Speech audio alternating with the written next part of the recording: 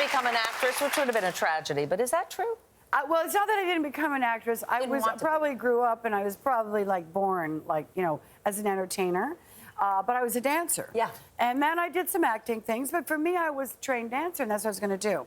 And then I got picked out of the chorus line, but I was so excited because I was going to be a chorus dancer.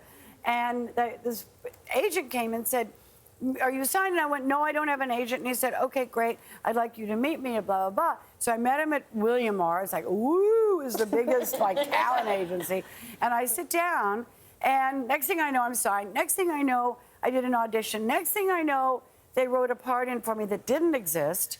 And I thought, oh, I didn't get the part. I'm too young.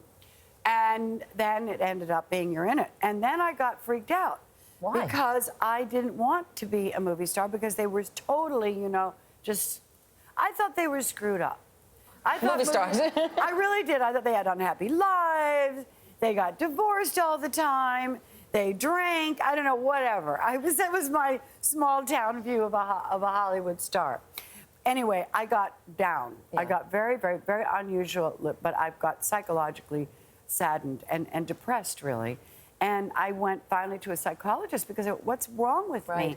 You know, I was taken out of a course. I was put into what I wasn't my dream, and I had to deal with it. And people asked me for autographs and all that. It was very, very tough. I really wanted to go home, open a dancing school, get married, and be happy. That's what I wanted to do.